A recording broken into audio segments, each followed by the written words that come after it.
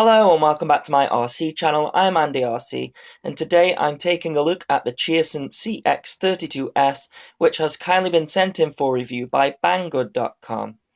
This is a mid-sized quadcopter that fits into the Cyma X5C and the V686 category. However, this one has FPV with 720p onboard recording and altitude hold.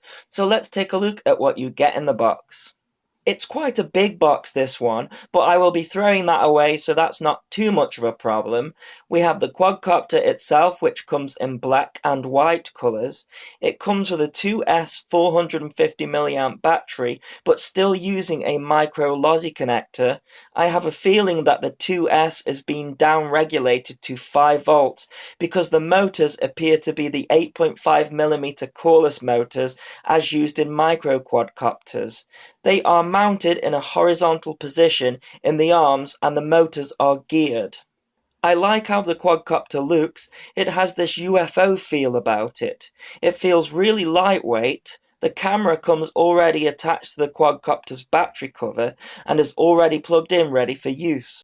The battery is fitting really snug, so there is no option to use a bigger battery, but hopefully we will not be needing one.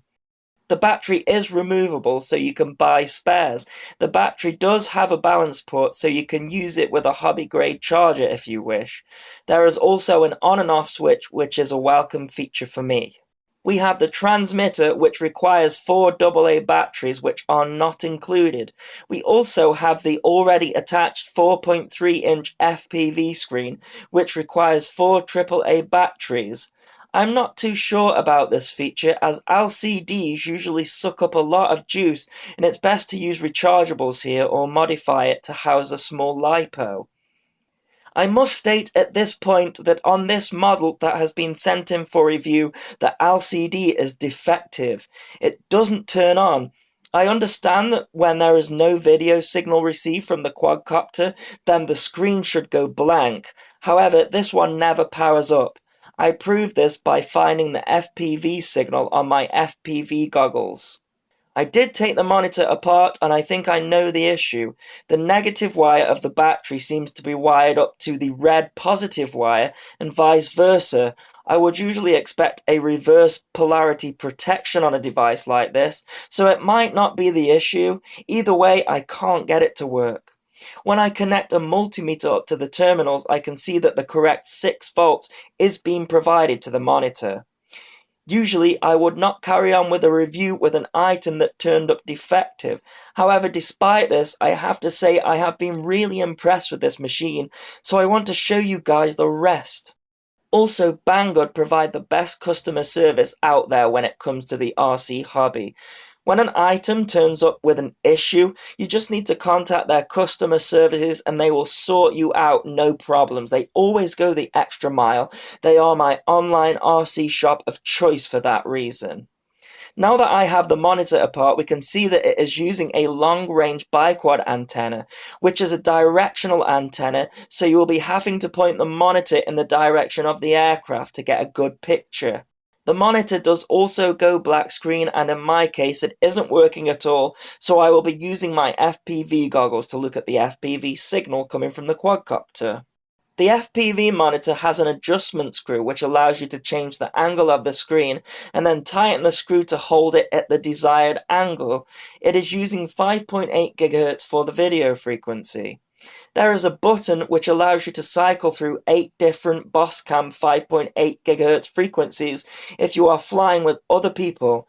This has to be matched up with the frequency button on the transmitter to get the correct channel. As this aircraft has both of its sticks spring-loaded for the altitude hold feature, we have the option to switch between Mode 2 and Mode 1, which is a big advantage to me because I fly Mode 1. We have 2 mode indicators on the transmitter that are labelled on the trim buttons. The transmitter boots up in Mode 2 as standard. To boot up in Mode 1, you hold down the mode trim while switching the TX on, and we are now in Mode 1. You will notice that we do not have any shoulder buttons. This is because this quadcopter doesn't have any flip or rate modes. This quadcopter is designed to be a smooth camera machine and nothing more. I think those features have been taken away due to the extra weight of the camera module. The motors could burn out trying to flip with so much extra weight against the geared motors. We do have a video record button. A short press will start and stop video recording, and a long press will take a picture. The buttons on the right hand side are interesting. We have a takeoff and landing button. You need to be really careful with this takeoff button though. If you plug the battery into the quadcopter and bind with a transmitter and catch that takeoff button with your finger accidentally, the quad will automatically arm and try to take off, which is quite dangerous. But if you arm the quad in the traditional way by moving the sticks to the bottom corners, then the takeoff button does not function and the quadcopter will arm as normally and the propellers will start to spin.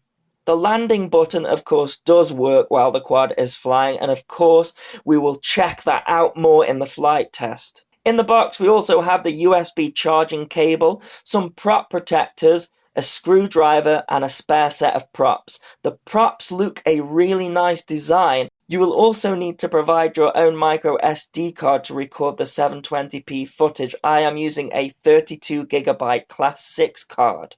Onto the camera module, which comes plugged into the power slot underneath the quad and records in 720p at the same time as broadcasting its FPV signal on the default channel 5705 MHz. As explained earlier, this can be changed to different channels. The lens is not a very wide field of view, and unfortunately it's only using an M6 size screw thread, so we can't use the 808 lens with this one. You would need to use an aftermarket wide-angle lens such as the ones made for cell phones. However, I wouldn't recommend this as I don't think you're going to get decent quality out of it. Something that I did modify is the little 5.8 GHz antenna coming from the camera. It is clipped in horizontally, but it easily unclips and can be placed vertically. This will help the FPV signal with my vertical antenna placed on my FPV goggles. I did have some trouble getting the quadcopter to bind to the transmitter. It seemed to take a few goes, so if yours does the same, just switch it on and off a couple of times and it binds no problem. Let's take it outside and see how it flies. Now this is why I have carried on with the review. It flies superb, and not only that, the video footage is superb as well. Despite it not having a wide-angle lens, this setup actually makes sense. It's not really an aircraft for doing hardcore FPV with. Instead, it's a cheap training aircraft to prepare you for something like a DJI Phantom, where we can use the FPV monitor as a reference for the video footage we are getting. Mostly fly the aircraft line of sight and use that super accurate altitude hold to give us a rock steady picture. The picture quality is brilliant, of course, as I mentioned. I was really surprised on how crystal clear it is for 720p. I guess recently I have been used to the blurred image of the Hubsan H107D Plus, which compared to this isn't very good at all. Another thing also standing out is that there is no jello on the screen. Those props are a really nice design, and its low vibrations are proof of that. This is why I have to recommend this aircraft despite it turning up with a defect. With the antenna in that vertical position, I'm getting really good FPV range too. I can't confirm this would be the same using the included monitor, but with my Fat Sharks, I was getting a perfect picture when flying out to about 40 meters. The control distance is quoted as being 80 meters. As I was flying this mostly line of sight, that's about its maximum reach until you're not able to see the aircraft anymore. One thing I was really surprised about is how well the takeoff and landing button works. From a standstill, pressing the takeoff button lifts the aircraft nicely off the ground for a 1 meter hover. You will, however, need to put control inputs in so that it doesn't drift. The landing button brings us to a nice automatic landing as well. You don't want to be trying either of those features inside though. This is an outdoor quadcopter only in my opinion. The altitude hold is really accurate with this quadcopter and really nice when you are high up.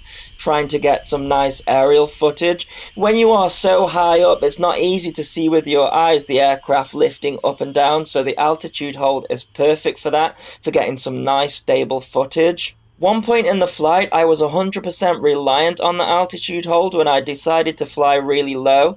It was a very gloomy day, so I could not see the shadow of the aircraft on the ground, so I decided to put my trust in the altitude hold, and it pulled it off really nicely, and I got some really nice footage low down.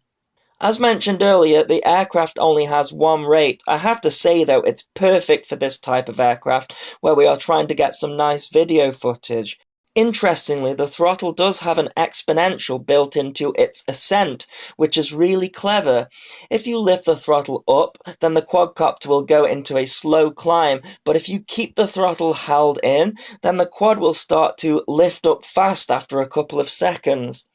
This isn't the case on the descent, which is a smart move because the rate of descent is perfect on this quadcopter and is just the right amount to lose height quickly but in a stable manner. My only gripe with its flying characteristics is that as soon as the LVC kicks in, the aircraft auto-lands, giving you no time to fly back home.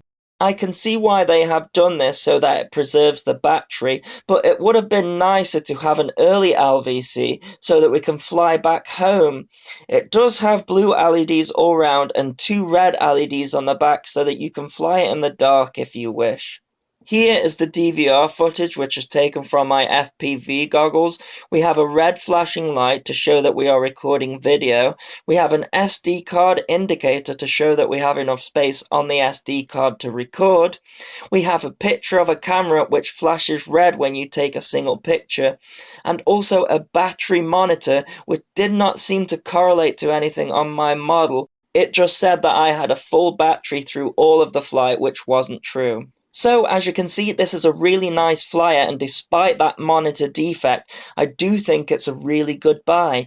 Thanks to Banggood for sending it in for review. I will put a link in the description if you wish to purchase it.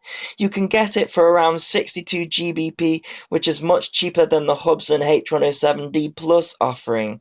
I hope you enjoyed the video. Thanks so much for watching. Please continue to subscribe. Cheers.